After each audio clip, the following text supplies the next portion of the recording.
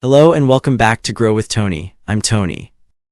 Have you ever walked into a grocery store, picked up the exact same items you bought 5 years ago, the same eggs, the same milk, the same bread, and stared at the receipt in disbelief? The number at the bottom isn't what it used to be. It's higher, a lot higher.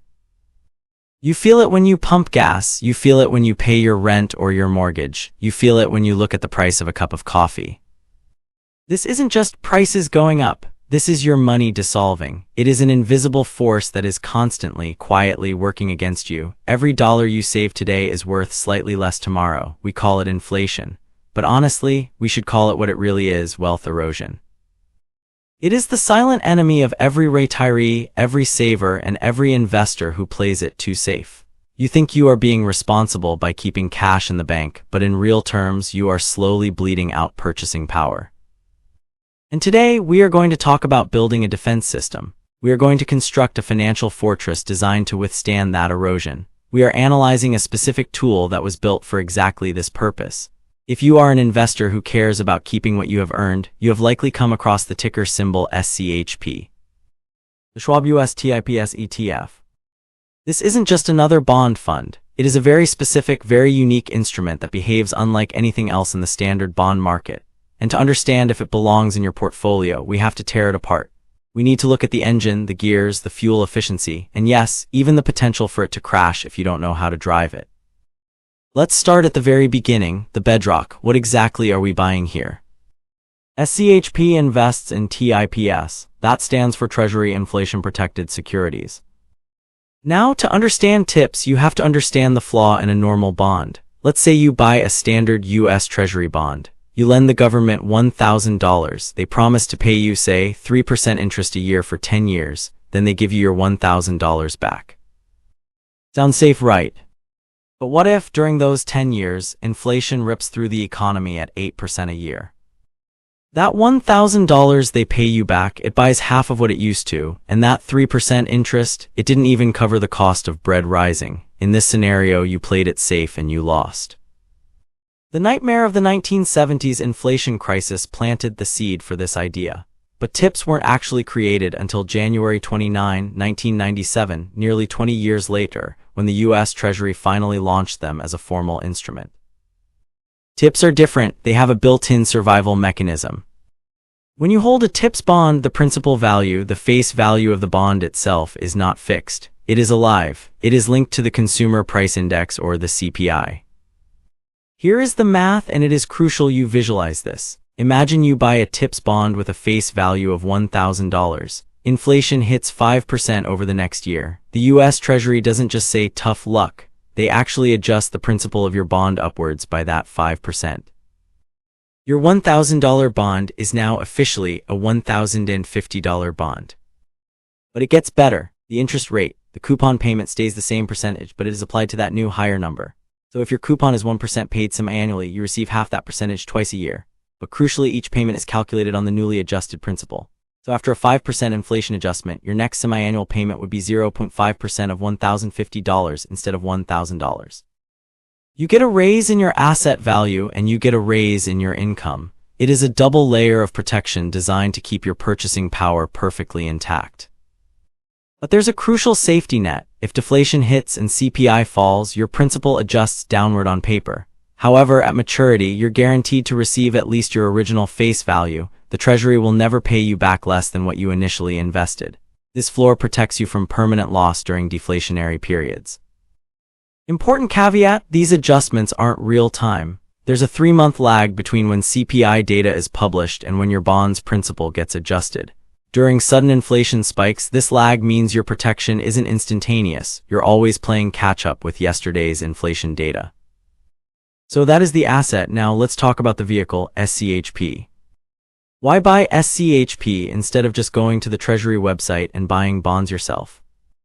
Convenience and liquidity. SCHP is an ETF, an exchange-traded fund managed by Charles Schwab. It hit the market back in August of 2010. Since then, it has become a behemoth. We are talking about billions of dollars in assets under management. When you buy one share of SCHP, you aren't buying one single bond. You are buying a slice of a massive portfolio. SCHP tracks the Bloomberg U.S. Treasury Inflation Protected Securities Series L index. What does that fancy name mean? It means you're buying a slice of a professionally managed portfolio holding approximately 50 different TIPS issues across the maturity spectrum, giving you broad market exposure without literally owning every single TIPS security issued. This is important because diversification within the TIPS market matters. Different bonds react differently to market changes. By holding the whole basket, you are getting the average experience of the inflation-protected market. You aren't betting on just short-term inflation or long-term inflation. You are betting on the asset class as a whole. Now we have to talk about cost. In the world of investing, fees are the termites that eat your foundation. You don't see them at first, but over 20 years they can bring the house down. This is where Schwab as a company plants its flag. They are famous for being ruthless cost cutters. SCHP carries an expense ratio of 0.03%. Let that sink in, 0.03. If you invest $10,000 into this fund, Schwab charges you $3 a year. That is the price of a cheap coffee. For that $3, they are rebalancing the portfolio, handling the bond auctions, managing the distributions, and providing you with instant liquidity so you can sell whenever you want.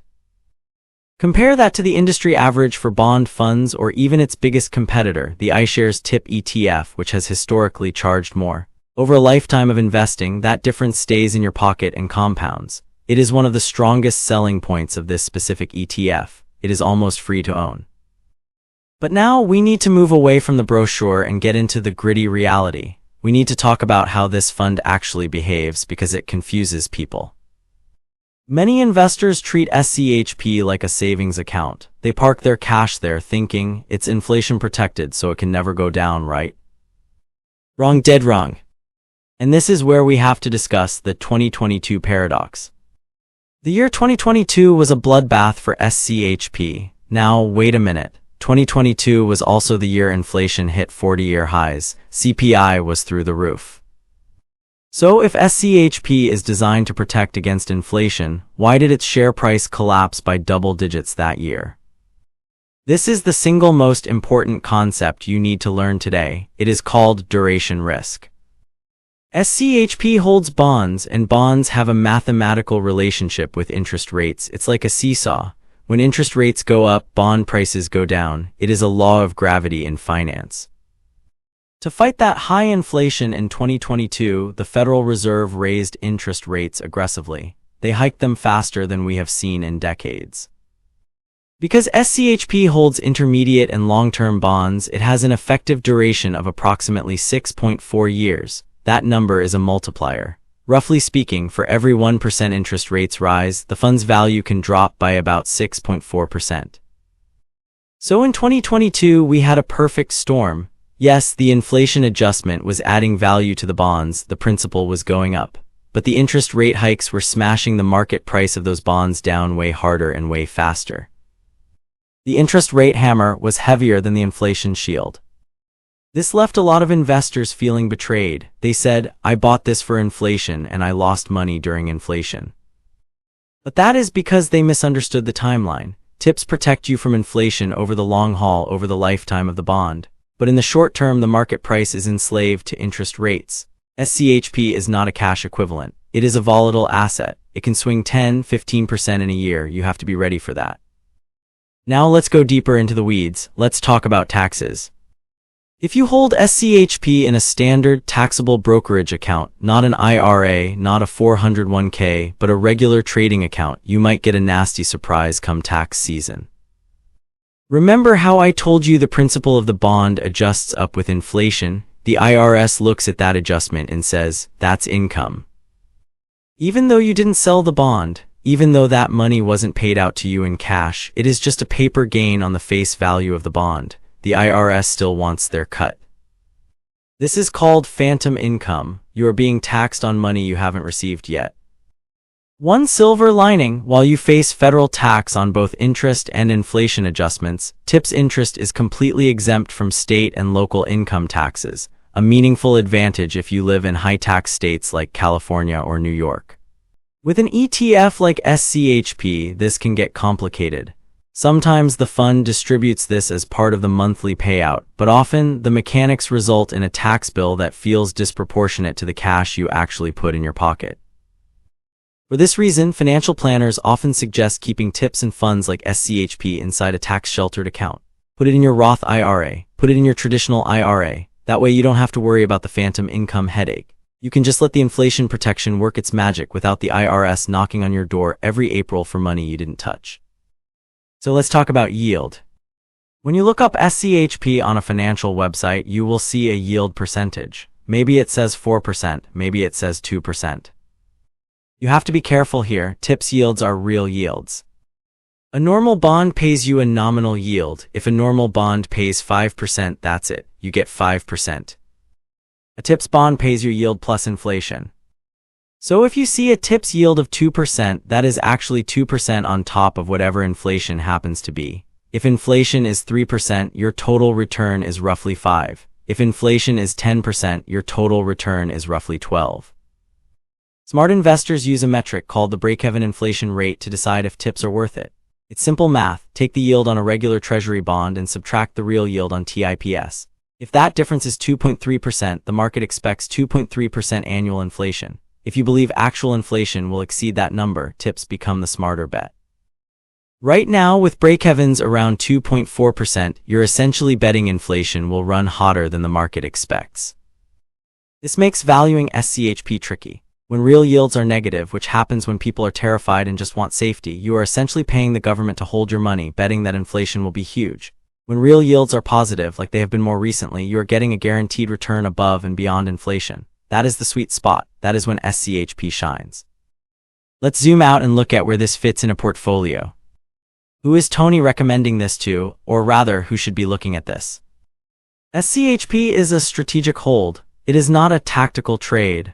You don't buy SCHP on Tuesday because you think gas prices will go up on Wednesday. You buy SCHP because you acknowledge that over the next 20 years, you don't know what the world will look like. You hold stocks for growth. You hold cash for emergencies. You hold nominal bonds for deflation protection because normal bonds do well when the economy crashes and inflation disappears. But what protects you when the economy is overheating? What protects you during stagflation? That is the empty slot in most people's portfolios. SCHP fills that slot. It is the insurance policy against the government printing too much money. It is the insurance policy against supply chain collapses driving up prices.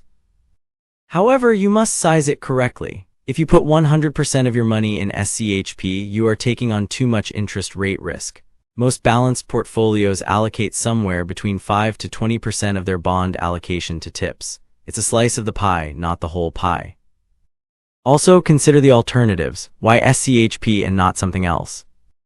There are short-term TIPS funds like VTIP. They hold bonds that mature in less than 5 years. They have less interest rate risk. They didn't crash as hard in 2022, but they also offer less yield over the long run. Then there are long-term funds like LTPZ. These are super volatile. They swing wildly. And don't forget I-bonds, another inflation-protected treasury instrument. Unlike SCHP, they have zero interest rate risk and no phantom income tax headaches, but you're limited to $10,000 per person per year and must hold them for at least 1 year. SCHP wins on scalability and liquidity. I-bonds win on simplicity and tax efficiency for smaller allocations. SCHP is the Goldilocks solution. It sits right in the middle. It gives you the broad market exposure without being too conservative or too reckless. And because it is Schwab, it does it cheaper than almost anyone else.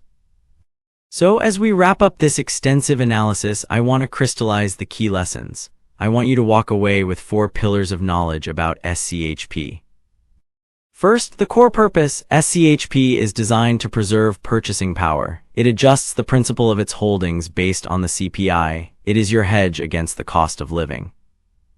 Second, the cost efficiency. With an expense ratio of 0.03%, it is an institutional-grade tool available to the retail investor. It is efficient, liquid, and cheap.